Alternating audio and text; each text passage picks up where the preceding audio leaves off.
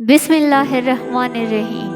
اپنی تمام امیدوں کا رخ اللہ کی طرف موڑ دیں۔ یقین جانیے اللہ آپ کو مایوس نہیں لوٹائے گا۔ ایمان جب انسان کے اندر اپنی جڑیں مضبوط کر لیتا ہے تو برائی مشکل اور نیکی آسان ہو جاتی ہے۔ دل نرم اور آنکھیں نم رہتی ہے۔ اختلاف ڈٹ کر کرے لیکن منافقت کبھی نہ کرے۔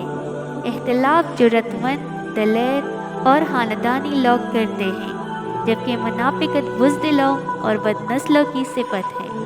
ایک غیبی اصول یہ بھی ہے کہ جو چیز تقسیم کرو گے اسی چیز کی تمہارے پاس فراوانی ہو جائے گی، پھر وہ دولت ہو، عزت ہو، علم ہو، محبت ہو، درگزر ہو، کھانا ہو یا آسانیاں۔ اس سے بڑھ کر اور کیا دلیل چاہیے اس پاک ذات کی محبت کی۔ اتنے گناہوں کے باوجود بھی ہمیں ڈانپ کر عزت دیتا ہے۔ ہر تعلق احترام مانگتا ہے۔ کسی کو حاصل کرنا ہو یا کسی کو اپنا بنانا ہو تو سب سے اول اس کا احترام کرنا لازمی ہے۔ تعلق اکثر خراب ہوتے ہیں۔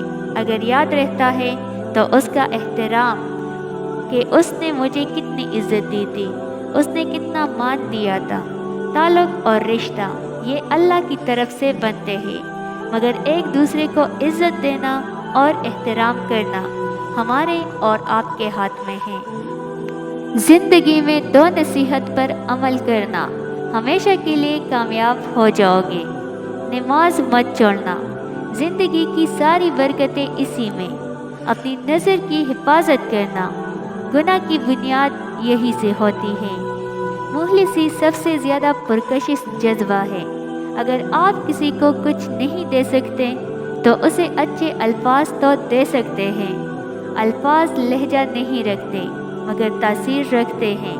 شاید آپ کے الفاظ کسی کے لیے راہ حیات بن جائے۔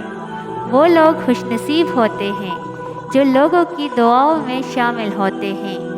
روشنی بنے، خوش رہے، خوشیاں بانٹے، اپنے لیے اور دوسروں کے لیے بھی۔ منافق کسی کا مخلص نہیں ہوتا۔ منافقوں کی زندگی صرف اپنے مفاد کے گرد گھومتی ہے۔ وہ کسی کے ساتھ بھی حقیقی طور پر مخلص نہیں۔ دولت کی مستی سے اللہ کی پناہ مانگو، کیونکہ یہ وہ لمبی مستی ہے کہ جس کے نشے کو سوائے موت کے کوئی دوسری چیز نہیں اتار سکتی۔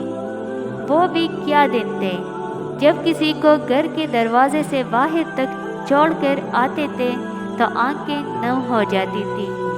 اب تو قبرستان چھوڑ کر آنے پر بھی کہکہے گونجتے ہیں۔ جو ظلم کے ذریعے عزت چاہتا ہے اللہ اسے انصاف کے ذریعے ذلیل کرتا ہے۔ رابطے حد سے گزر جائے تو غم ملتے ہیں، ہم اسی واسطے لوگوں سے کم ملتے ہیں۔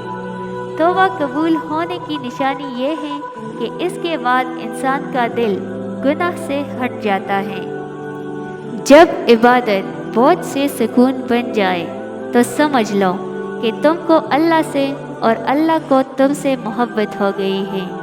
مسلمانوں کے اندر تین باتوں کا ہونا ضروری ہے: حلال، جلال اور جمال۔ صرف اللہ ہے جس سے جتنا جھک کر محبت مانگی جائے اتنی ہی بلندی نصیب ہوتی ہے۔ مانگنا ہے تو مقدر مانگ۔ حضرت علی رضی اللہ تعالیٰ عنہ نے فرمایا، خدا سے جب بھی مانگو تو مقدر مانگو، عقل نہیں، کیونکہ میں نے بہت سے عقل والوں کو مقدر والوں کے در پر دیکھا ہے۔ رسول اللہ صلی اللہ علیہ وآلہ وسلم نے فرمایا، راستے سے تکلیف دہ چیزیں ہٹانا صدقہ ہے۔ چہرے کی چمک اور محلوں کی اونچائی پر مت جانا۔ جس گھر میں ماں باپ اور بچے ہنستے نظر آئے سمجھ جانا کہ وہ امیروں کا گھر ہے۔